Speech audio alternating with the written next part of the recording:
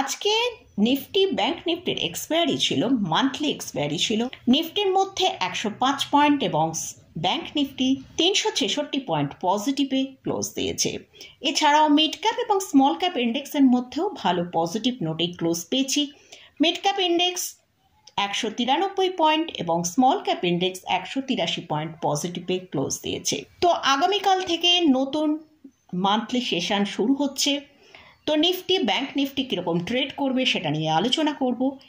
এর সাথে সাথেই একটা স্টক নিয়ে ডিসকাস করব, যে স্টকটায় মানে বেশ লাস্ট 2 থেকে 3 বছর ধরে আমরা একটা ডাউন সাইডের মধ্যে ট্রেড করতে দেখছি।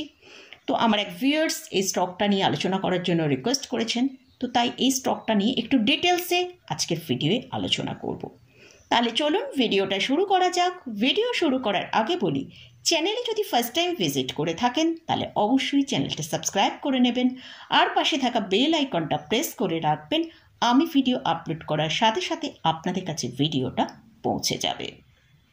গতকাল ইউএস মার্কেটের মধ্যে কিন্তু আমরা একটা ভালো সেলিং দেখেছিলাম। ডাউন জোনে দেখেছি 132 পয়েন্ট এবং ন্যাসডাকে দেখেছি 372 পয়েন্টের মতন নেগেটিভে ক্লোজ দিয়েছে। তো সেরকমই আজকে আমাদের ইন্ডিয়ান মার্কেটে যখন আমাদের ওপেনিং সেশন শুরু হয় সেখানে আমরা দেখেছিলাম নিফটি একটা নেগেটিভ এন্ড মোডে ওপেনিং হয়েছিল, যেটা 23,433-এ। সেখান থেকেই একটা সেলিং আসে। নিফটির যে লোটা করে 23,412 পর্যন্ত লো তৈরি করেছিল এবং 23,400-কে সাপোর্ট নিয়ে নিফটি অন স্ক্রিন একটা ভালো র্যালি আমরা দেখতে পেয়েছি, যেটার আপসাইড দেখিয়েছে নিফটি ওপরের দিকে 23,626 পর্যন্ত হাই তৈরি করেছিল। ক্লোজিং টাইমে আমরা ক্লোজ পেয়েছি 23,591-তে।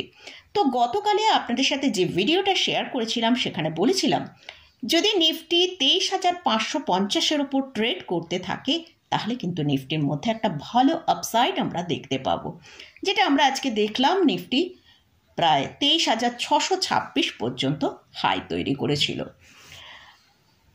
তো এছাড়াও আজকে আমরা যদি মার্কেটের দিকে ফোকাস করি সেখানে আমরা দেখতে পেয়েছি যে আইটি, নিফটি ফাইন্যান্স সার্ভিস এবং পিএসইউ ইন্ডেক্সের মধ্যে কিন্তু ভালো র্যালি এসেছে, কিন্তু আমরা অটো এবং ফার্মার মধ্যে কিন্তু ভালো সেলিং দেখেছি।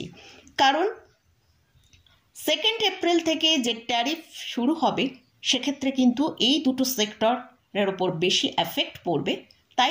তাই এই দুটো সেক্টরকে কিন্তু আমরা দেখতে পাচ্ছি ভালো, এইসব সেক্টরে যেসব স্টকগুলো রয়েছে তাদের মধ্যে ভালো সেলিং এসছে। তো এবারে আসছি আগামীকাল নিফটি ব্যাংক নিফটি কীরকম ট্রেড করবে সেটা নিয়ে আলোচনা করব। তার আগে একবার যদি গ্লোবাল মার্কেটের দিকে ফোকাস করি সেখানে দেখতে পাচ্ছি ডাউন জোনের ফিউচার 109 পয়েন্ট পজিটিভে ট্রেড করছে।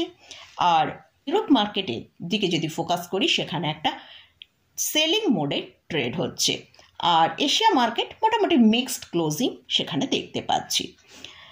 তো আগামীকাল নিফটি যদি 23,620 থেকে 23,630-এর ওপর ট্রেড করে সাস্টেন করতে পারে তাহলে কিন্তু নিফটির মধ্যে একটা ভালো আপসাইড আসতে পারে, যেটা ওপরের দিকে 23,700 থেকে 23,710 পর্যন্ত একটা আপসাইড আমরা দেখতে পেতে পারি।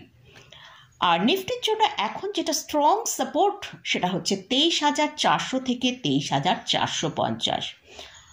এছাড়াও নিফটি রেঞ্জের মধ্যে ট্রেড করবে, সেটা হচ্ছে নিচের দিকে 23,450 আর ওপরের দিকে 23,600। এই জায়গায় এলে একবার প্রফিট বুক করা যেতে পারে নিফটি। আর নিফটি যদি 23,400-কে ব্রেক করে ট্রেড করতে থাকে তাহলে কিন্তু নিফটির মধ্যে একটা ভালো সেলিং আসতে পারে, নিচের দিকে 23,300 পর্যন্ত নিচের দিকে আসতে পারে।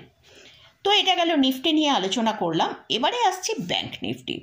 ব্যাংক নিফটি আজকে ক্লোজিং দিয়েছে 51,575-এ, অর্থাৎ 366 পয়েন্ট পজিটিভে ক্লোজ হয়েছে। তো ব্যাংক নিফটি যদি আগামীকাল 51,800-র ওপর ট্রেড করতে থাকে তাহলে কিন্তু ব্যাংক নিফটির মধ্যে আমরা একটা ভালো আপসাইড দেখতে পারি, যেটা 52,000 থেকে 52,050 পর্যন্ত। আর ব্যাংক নিফটির জন্য এখন যেটা স্ট্রং সাপোর্ট সেটা হচ্ছে 51,000 থেকে 51,050। যদি ব্যাংক নিফটি এই 51,000টাকে ব্রেক করে নিচে ট্রেড করে তাহলে কিন্তু ব্যাংক নিফটির মধ্যে ভালো সেলিং আসতে পারে, যেটা নিচের দিকে 50,800 পর্যন্ত চলে আসতে পারে। তো এটা গেল নিফটি এবং ব্যাংক নিফটি নিয়ে আলোচনা করলাম। এবারে আসছি একটা স্টক নিয়ে। তবে এর আগে একটা কথা একটু বলে রাখি, আপনারা অনেকেই অনেক স্টক সম্পর্কে ডিসকাস করার জন্য রিকোয়েস্ট করেন, তবে আমি একটা আপনাদেরকে রিকোয়েস্ট করছি যে তাদের অবশ্যই যেন 2000 করোড়ের ওপরে যেসব স্টকের মার্কেট ক্যাপিটালাইজেশন সেগুলো নিয়ে ডিসকাস করার জন্য রিকোয়েস্ট করব। যে স্টকটা নিয়ে আলোচনা করছি সেটা হচ্ছে হ্যাপিয়েস্ট মাইন্ড। স্টকের কারেন্ট প্রাইস চলছে 610 টাকা। এই স্টকটা আজকেও আমরা দেখেছি প্রায় 2%-এরও বেশি কারেকশন দেখিয়েছে। তো এই স্টকটার যদি সর্বোচ্চ হাই দেখি, যেটা 2021-এ করেছিল, সেটা হচ্ছে 1580 টাকা। সেখান থেকে স্টকটা এখন 59% নিচে ট্রেড করছে। তো এই স্টকটা কিন্তু তার সর্বোচ্চ হাই থেকে আমরা দেখতে পাচ্ছি এখন অনেকটা নিচের দিকের দামে ট্রেড করছে। এছাড়াও স্টকটা লাস্ট 2 বছর কিন্তু একটা রেঞ্জের মধ্যে ট্রেড করছিল, যেটা ওপরের দিকে 1000 থেকে 975, আর নিচের দিকে যে রেঞ্জটা ছিল সেটা 700 থেকে 650। এখন আমরা রিসেন্ট দেখেছি এই স্টকটা কিন্তু মানে মার্চ মাসেই তার এই যে লোয়ার যে রেঞ্জটা ছিল তাকে ব্রেক করে নিচের দিকে ট্রেড করছে। তাই এই স্টকটার মধ্যে কিন্তু ফ্রেশ সেলিং এসছে। তো এখন এই স্টকের জন্য যেটা সাপোর্ট রয়েছে সেটা হচ্ছে 550 থেকে 570 টাকা। এই জায়গাটায় একটা সাপোর্ট রয়েছে। যদি এই সাপোর্টটা মেনটেন করতে পারে তাহলে কিন্তু স্টকটাকে আমরা আবার হয়তো কিছুটা আপসাইড দেখতে পারি, কিন্তু যদি এই সাপোর্টটা মেনটেন না করতে পারে কিন্তু স্টকটার মধ্যে আরও ভালো সেলিং আসার সম্ভাবনা আছে। তো আমরা যদি স্টকের মান্থলি চার্টটা ওপেন করি, সেখানে দেখতে পাচ্ছি স্টকটা তার স্টকটা মার্কেটে লঞ্চ হয়েছিল নভেম্বর 2020-তে। তারপর স্টকটা জুলাইতে আমরা দেখলাম যে ভালো একটা হাই তৈরি করলো, যেটা 1550। তারপর থেকেই চার্টে আমরা দেখতে পাচ্ছি স্টকটা কিন্তু একটা কারেকশন ফেজের মধ্যেই কন্টিনিউ করছে। মাঝখানে আমরা লাস্ট 2 বছর দেখেছিলাম একটা কনসলেশন ফেজের মধ্যে বেশ কিছুদিন ট্রেড করার পর আবার কিন্তু স্টকের ভেতরে ফ্রেশ কারেকশন এসছে।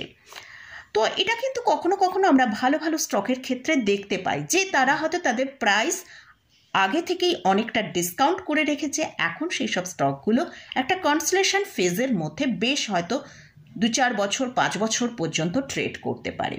তো আমরা একটু স্টকের ফান্ডামেন্টাল সাইডটা যদি দেখি, ফোকাস করি, সেখানে আমরা দেখতে পাচ্ছি স্টকটা ফান্ডামেন্টালি কিন্তু ঠিকঠাকই আছে। কারণ স্টকের লাস্ট 3 ইয়ার্সের যদি আরওই দেখি সেটা 26.2%। কোম্পানি ভালো ডিভিডেন্ড পে করে, এবং কোম্পানির যদি আমরা নেট প্রফিট এবং সেলসের দিকে ফোকাস করি সেখানেও আমরা ইয়ারলি ভালো গ্রোথ দেখতে পাচ্ছি, এবং কোম্পানির ক্যাশ ফ্লো পজিটিভে ট্রেড করছে। মোটামুটি কোম্পানি ফান্ডামেন্টালি ঠিকঠাকই রয়েছে। তবে এখানে একটা জিনিস বলার আছে যে প্রমোটাররা তাদের যে পজিশন হোল্ডিংয়ে ছিল সেই পজিশন অর্থাৎ 53%-এর মতন তাদের হোল্ডিং ছিল, সেখান থেকে লাস্ট 3 বছরে তাদের পজিশন কিন্তু প্রায় 9%-এর মতন কমিয়ে নিয়েছে। তো তাই হয়তো আমার মনে হয় এই স্টকের যদি এই কারেকশন ফেজটা কমপ্লিট হয়ে যায় তারপর হয়তো স্টকটার মধ্যে আমরা আবারও ভালো আপসাইড দেখতে পেতে পারি।